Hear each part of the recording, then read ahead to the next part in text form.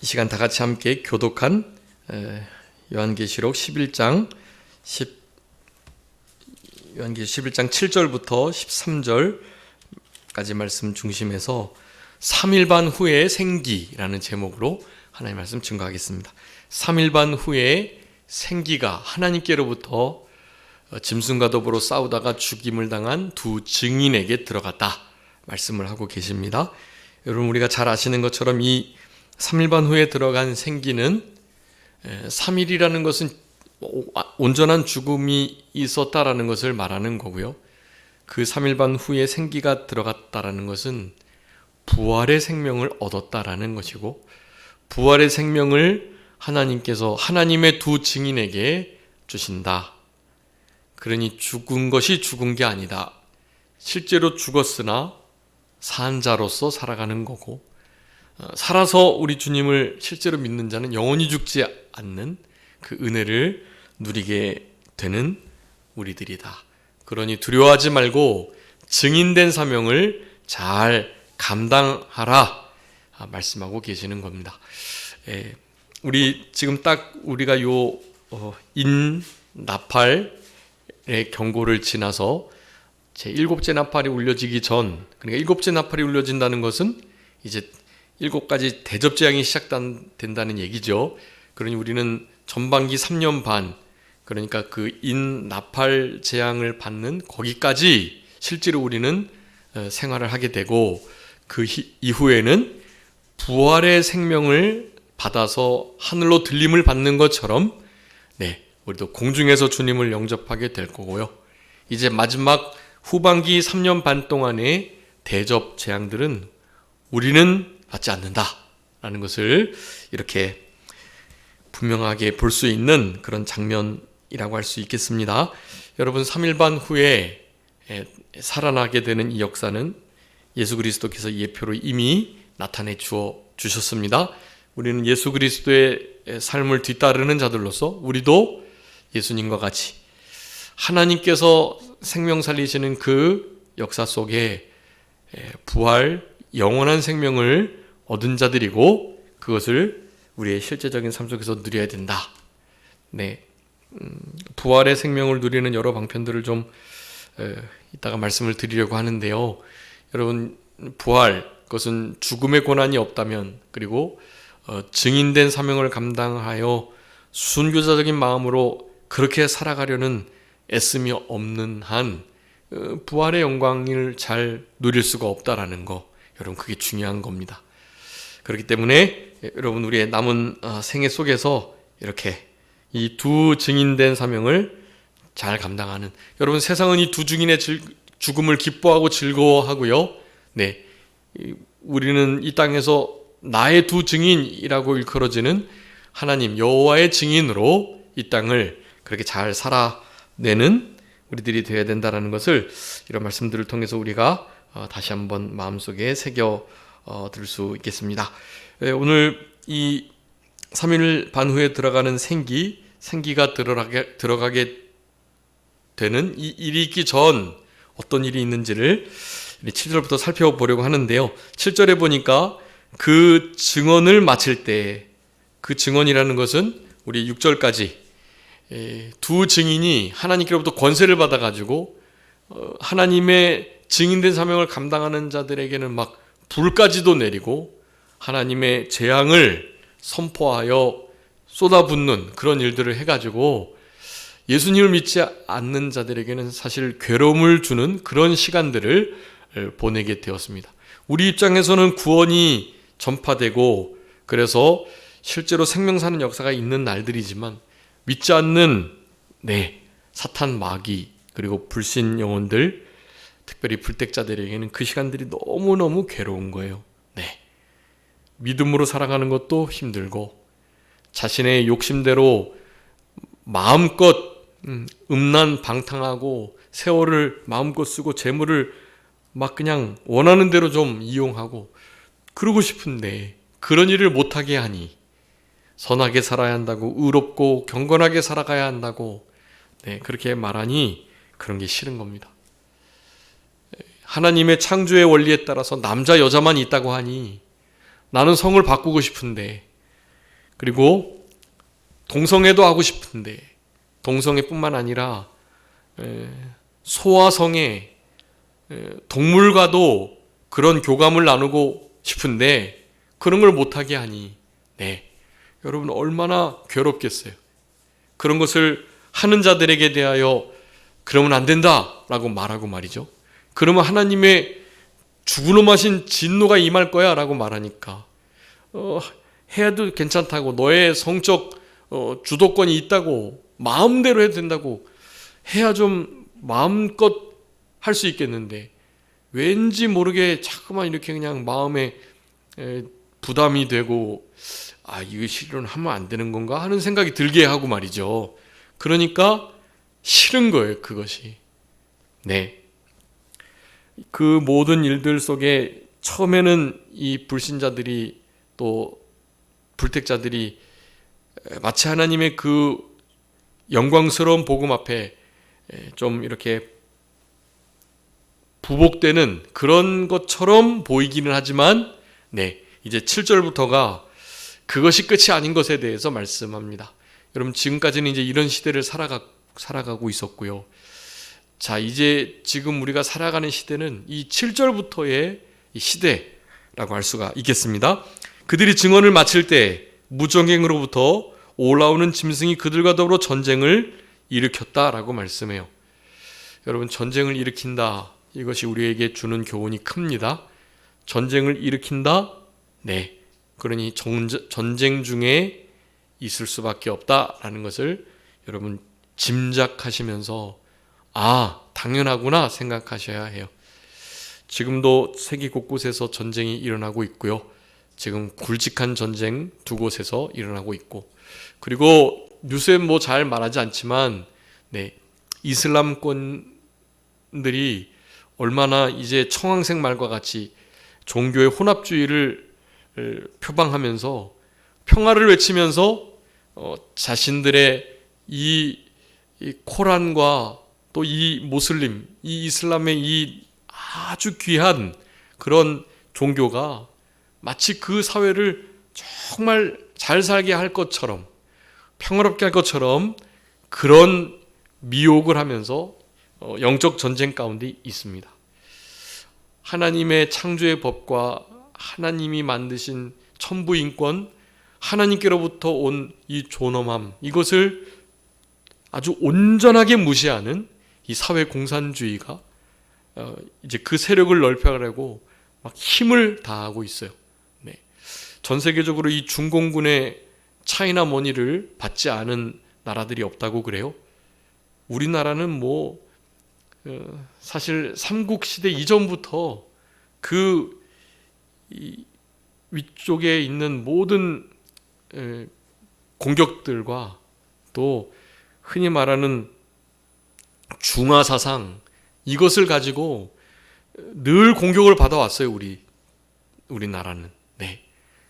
계속되는 것입니다. 그게 실제적으로 이 일본이 우리에게 그네들이 이제 발전을 잘했으니까요. 그네들이 우리나라를 발판 삼아 대륙으로 진출하고 러일 전쟁에서도 승리를 하고 그랬었으니까요. 실제로 일본이 우세를 점한 적이 있긴 했지만 그것은 딱 한 번이었고, 그 제국주의적인 나라의 틀을 일본은 온전히 벗어버린 거예요.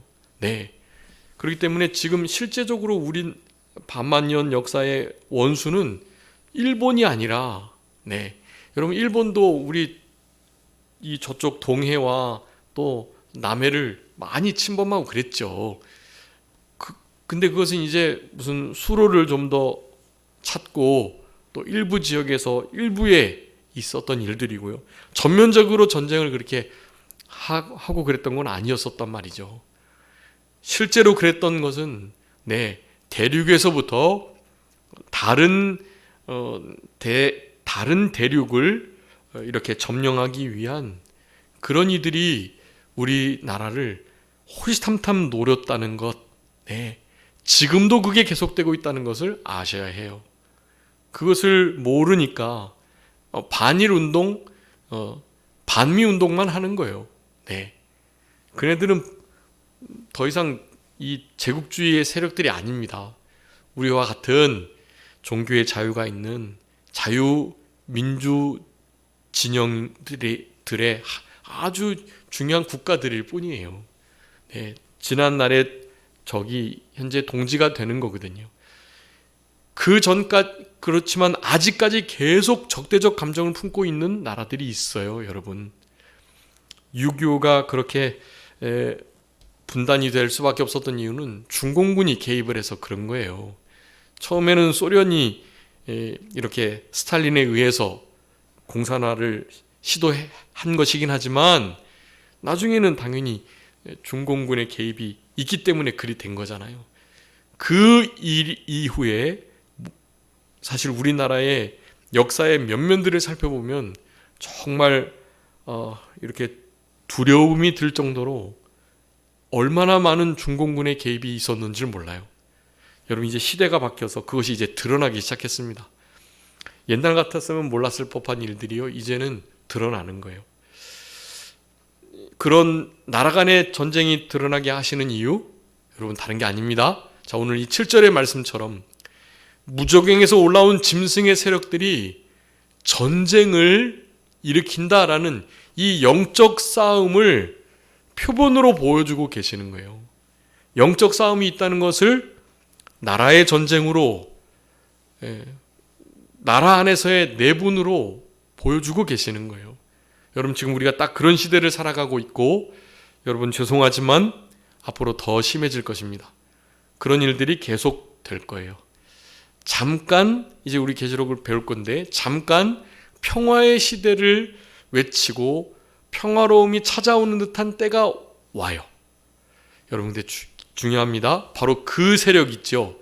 그 세력이 전 세계를 다 통치할 정도로 큰 세력이고, 근데 그 세력이 처음에는 그리스도적 사랑과 공의와 평화와 선을 그렇게 주장하면서 그렇게 전 세계를 어우르는 것 같지만, 그렇게 해서 자기 주도권을 온전히 쥐게 될 때에는요, 그 그리스도적인 인물이 뭐가 될까요?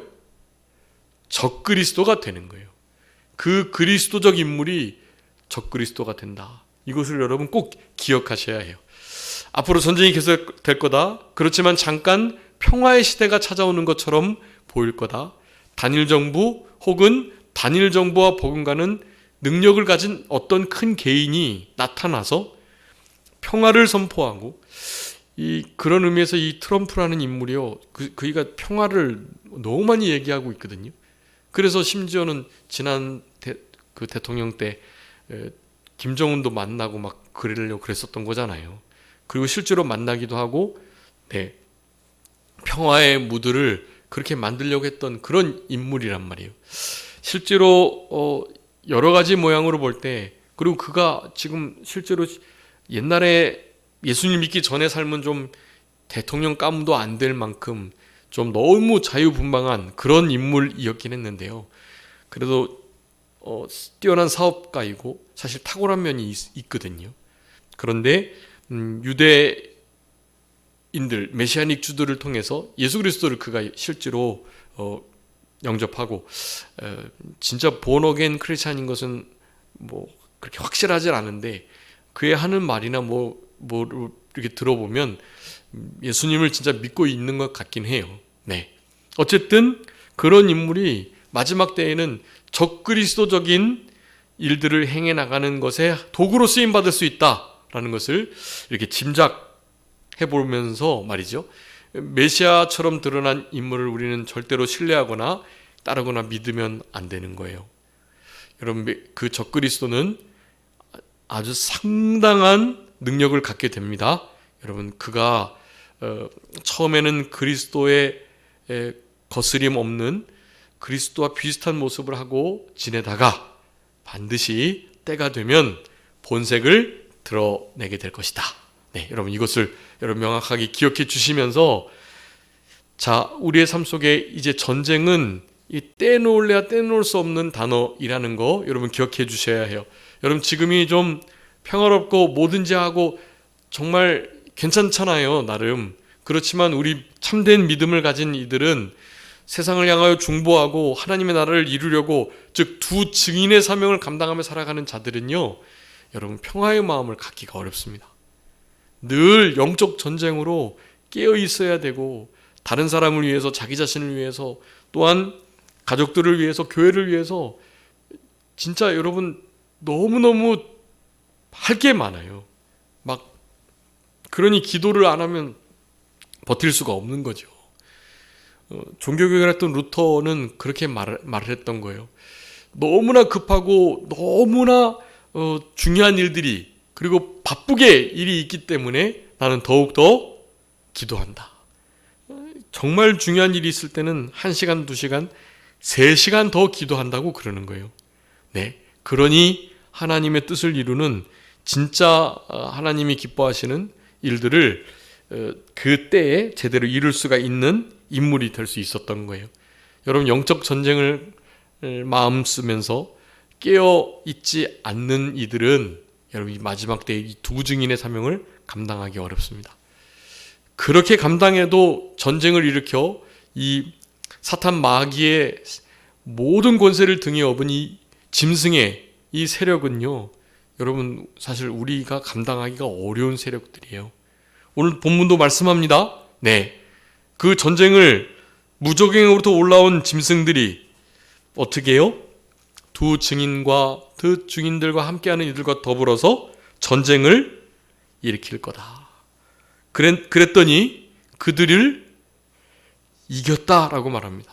예, 여기 두 증인이 그들이, 이 무적행에서 올라온 짐승의 세력들이 두 증인을 이겼다고 말하는 거예요, 지금. 네.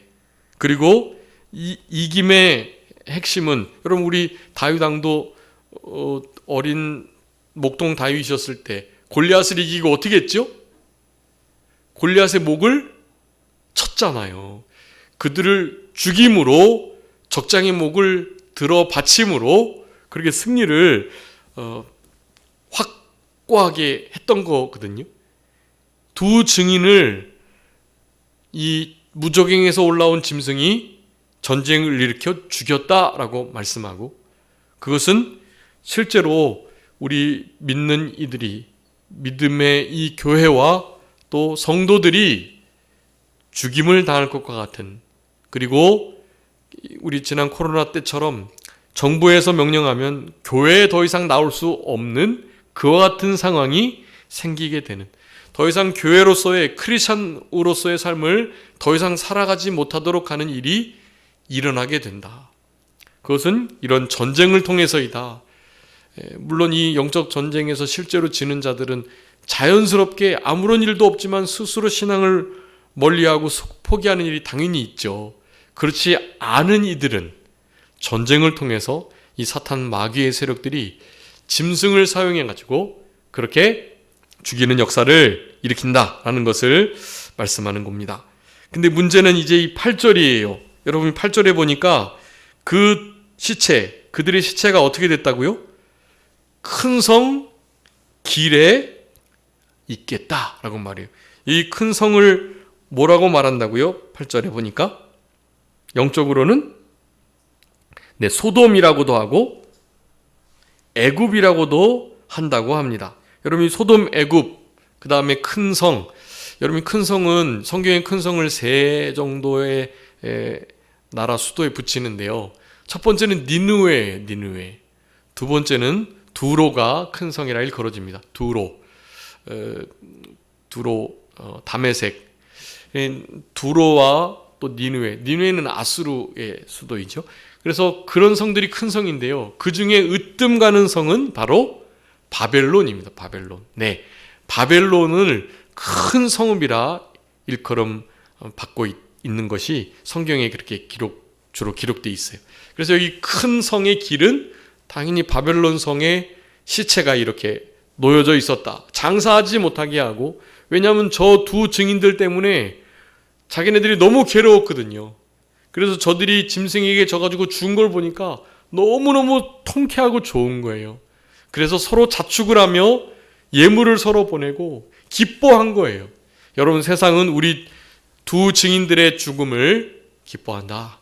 근데 증인들이 죽는 것은 괜찮은 일입니다. 슬프고 고통스럽고 눈물 나는 일이긴 하지만 괜찮아요. 왜냐하면 3일반 후에 생기가 들어갈 거니까요.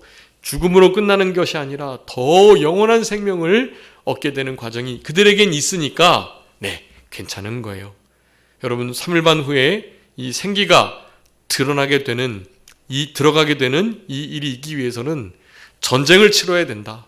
전쟁 속에서 죽음을 각오하고 싸워야 한다. 그런 자들에게 살아있으면 순교자적인 상급을 받게 되는 거고요. 죽게 된다면 그때는 순교자의 상을 받는 거고요. 그러니까 순교자적인 삶을 살아내는 자도 순교자의 상을 받고요. 실제로 순교한 자들은 당연히 순교의 상을 받고요. 우리는 그런 큰 특권이 있습니다. 양통이라고 하죠. 살아도 좋고 죽으면 더 좋고. 우리는 이런 신앙을 갖고 살아가는 자들이니 세상이 우리를 감당할 수가 없는 거라고 할 수가 있겠습니다. 여러분 여기 큰 성은 바벨론 성읍을 가리키고 영적으로 소돔, 애굽이라고 합니다. 소돔은 하여간 영적으로 또 실제 이 문화가 너무나 타락된 그런 도시 소돔. 이 소돔과 고모라라는 이 도시를 타락한 예루살렘에 자주 비유를 했어요. 우리 하나님께서 선지자들을 통해서. 야 너희들 소돔과 고모라와 다르지 않다. 야 차라리 소돔과 고모라가 더 낫다. 야 이런 식의 표현을 이스라엘 백성들이 범죄할 때 많이 들었던 거예요. 그곳에서 사실 순교자적인 삶을 살아내야 하는데 살지 못하니까 그 소돔과 애굽 고모라보다 훨씬 더 사실 못한 더 많은 죄를 범하며 살아가는 그러한 이스라엘이었다. 우리가 이런 모습을 가지고 있는 것은 아닌지 이런 말씀들을 통해서 점검해 봐야 하는 것입니다. 당연히 애굽은 우리 신앙의 자유를 박탈하는 곳, 모든 타락과 또 모든 신들을 섬기는 곳, 그런 곳이라고 할 수 있겠죠. 당연히 이때는 영적으로 소돔의 시대, 애굽의 시대, 바벨론의 시대라고 할 수 있겠습니다. 여러분 우리가 이런 시대를 지금 살아가고 있는데 그냥 살아가시면 그래서 안 되는 거예요. 그냥 살아가셔도 살 수 있다? 그것은 두 증인의 삶이 아니다는 뜻입니다. 치열하게 살아가셔야 하고요. 그리고 정말 깨어 계셔야 해요.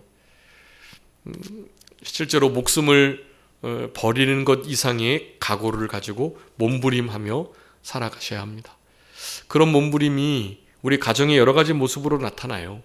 그런 것들을 하나님께서는 허락하십니다. 다.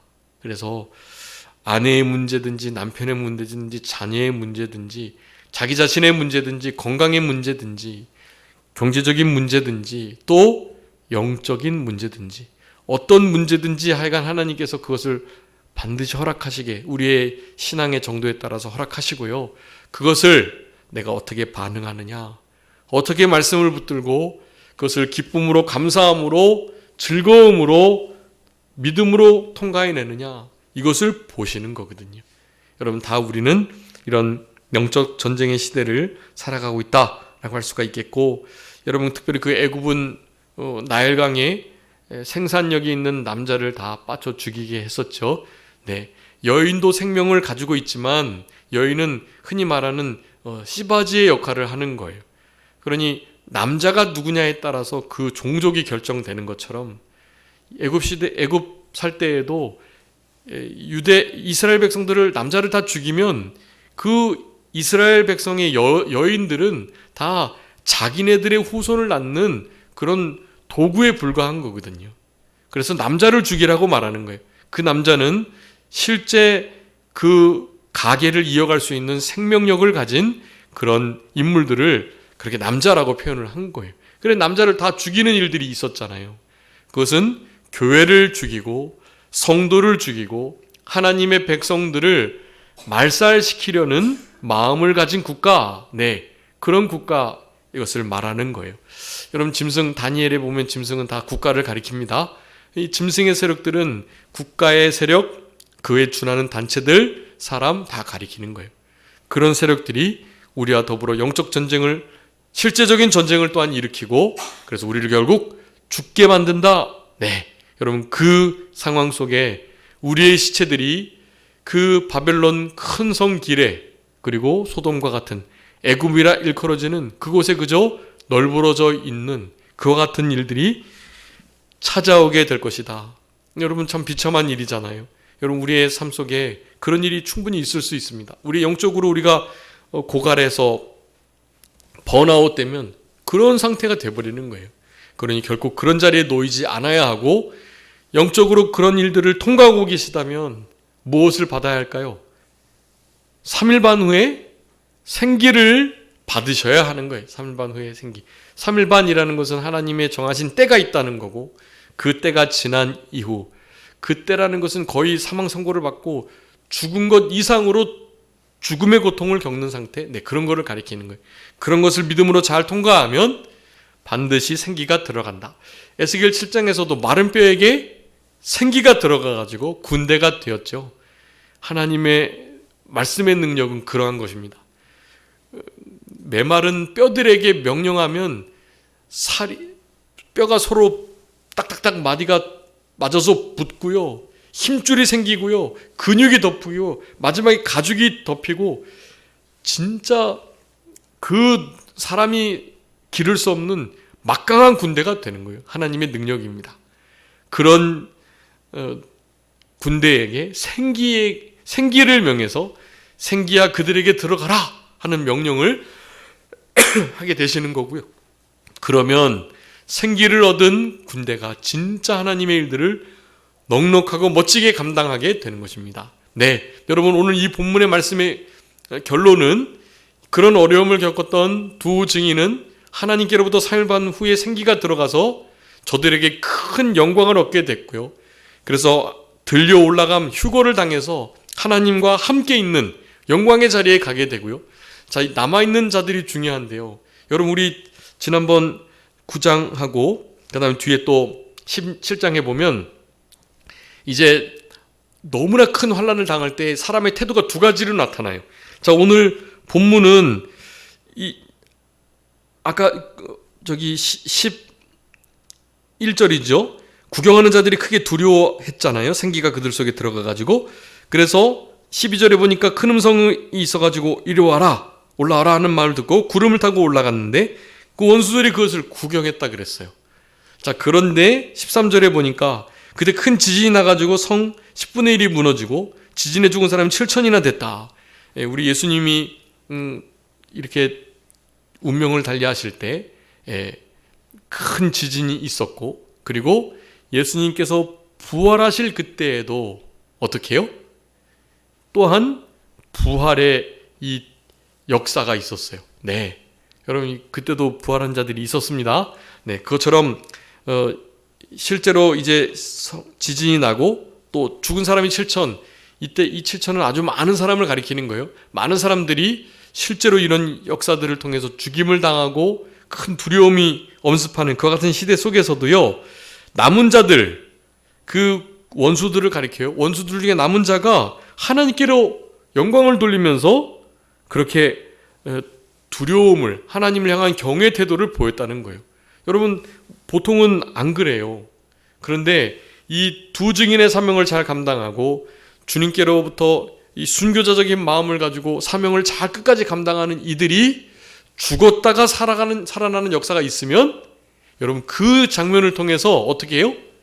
하나님께 영광이 돌아가는 일이 있겠다라는 것을 우리에게 설명해 주고 계시는 것입니다. 그래서 여기 계시록 9장 20절에 재앙에 죽지 않고 남은 자들, 손으로 행한 일을 회개하지 않았다, 오히려 여러 귀신을 또 우상을 섬기고 절했다라고 표현하고 있고요. 뒤쪽에 우리 계시록 16장에 보면 대접장을 받는 자들 중에 크게 사람들이 태워지고 이 재앙을 행하는 권세를 가진 하나님의 이름을 비방했다, 그렇게 말하면서 회개하지 아니하고 주께 영광을 돌리지 아니하더라. 대접장을 받는 이들은 거기에 믿는 이들이 없거든요. 그러니까 이런 이적을 보고도 하나님 앞에 영광을 돌리기는커녕 그 고통 때문에 더 하나님 앞에 비방하고 하나님을 함부로 대하는, 회개하지 않고 영광을 돌리지 않는 그런 강팍한 가운데 빠지게 된다는 거예요. 그런데 아직 기회가 있는 이 전반기 42달 1260일 한 대 두 대 반 때 이 전반기 3년 반은요 이렇게 회복의 시간이 있을 수 있다는 것을 우리들에게 말씀해 주고 계시는 것입니다. 여러분, 그래서 이 두 증인을 무덤에 장사하지 못하고 사흘 반 동안 그들을 구경하면서 조롱거리 삼았던 거 9절에 말씀하면서 10절에 두 선지자가 땅에 사는 자를 괴롭게 했기 때문에 땅에 사는 자들이 그들의 죽음을 즐거워했다, 그렇게 말을 하고 있고요. 예물을 보내서 서로를 축하하며 또 그 죽음을 즐거워했던, 여러분, 이런 잔인한 일들이 실제로 이제 믿음을 지키려다가 순교한 자들에게 이 세상은 그런 눈빛을 보내게 되는 날이 오게 될 것입니다.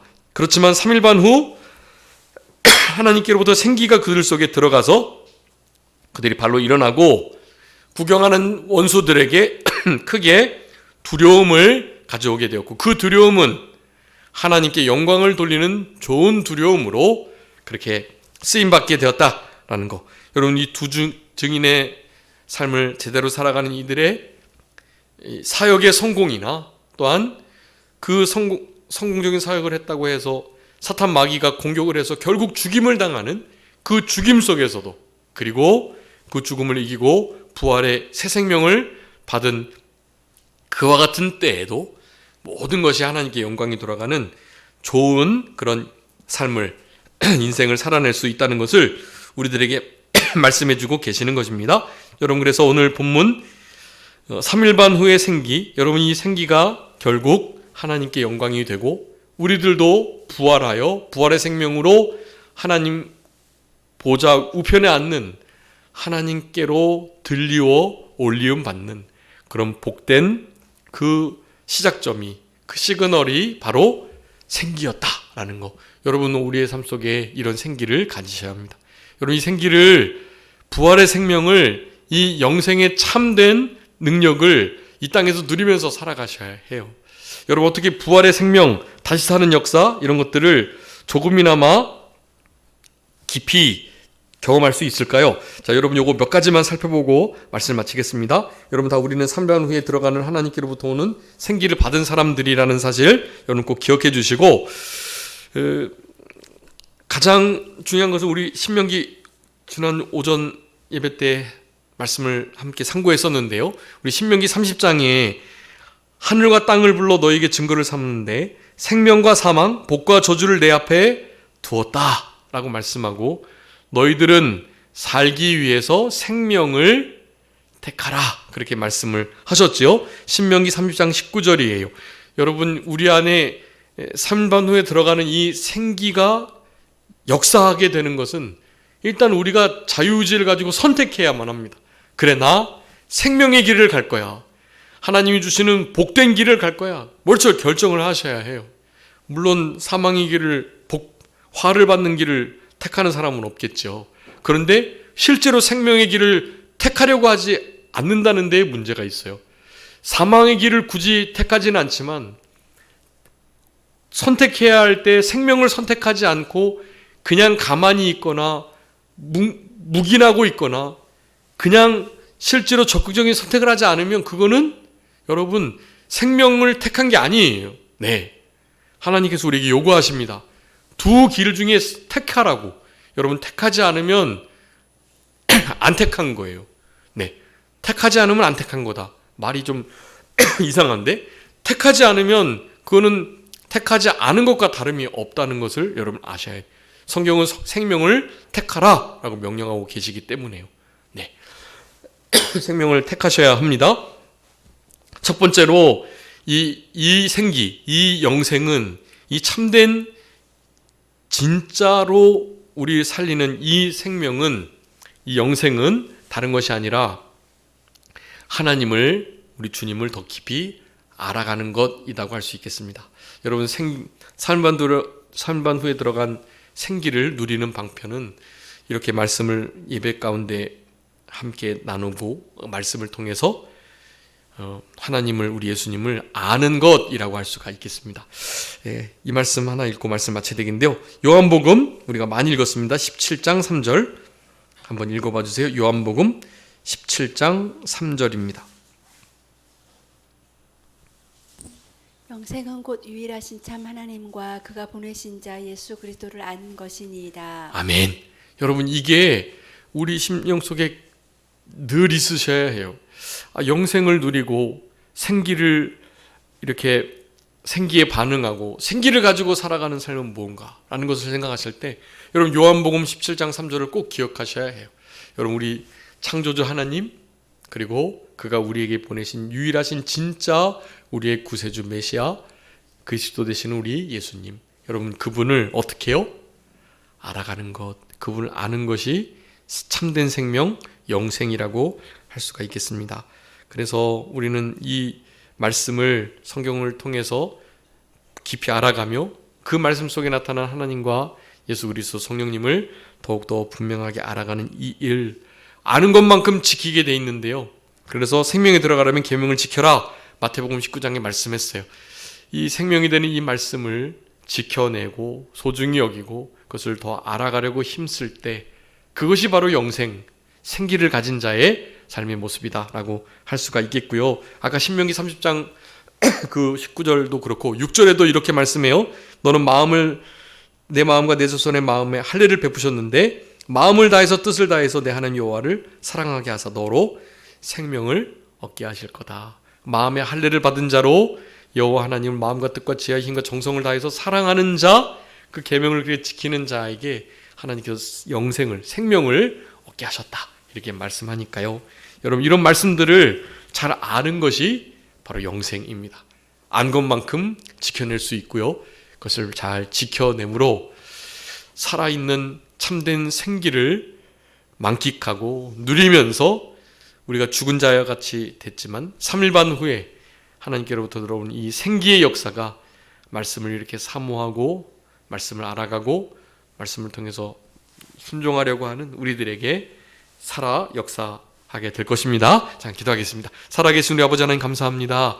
우리들에게 3일 반 후에 생기가 하나님께로부터 나와서 우리에게 들어가는, 그래서 결국 그 일을 통해서 하나님을 두려워하고 하나님께 영광을 돌리게 하는 이 은혜로운 역사가 있게 해주시겠다고 약속하신 우리 아버지 하나님, 그런 영생과 은혜로운 약속의 말씀이 이루어지기 위해서는 무저경에서 올라온 짐승이 우리와 더불어 전쟁을 일으켜서 우리와 싸우고 결국 우리가 그곳에서 죽임을 당하는 이 큰 아픔과 죽음의 역사가 있어야만 부활의 생기가 들어가는 일이 있겠다는 것을 기억하게 하시고 그와 같은 삶을 우리의 남은 생애 속에 잘 살아낼 수 있는 우리 모두가 될 수 있도록 주님께서 역사하여 주시기를 간절히 바라옵고, 우리를 사랑하시는 하나님께서 우리에게 참된 부활의 영원한 새 생명으로 주님을 깊이 알아가는 것으로 우리 주님을 더욱더 친밀하게 가까이 교제하는 이 복을 우리의 남은 생애 속에 늘 누리면서 살아갈 수 있도록 역사하여 주옵소서. 모든 것 주님께 맡기옵고 살아계신 예수 그리스도의 이름으로 기도 올리옵나이다. 아멘.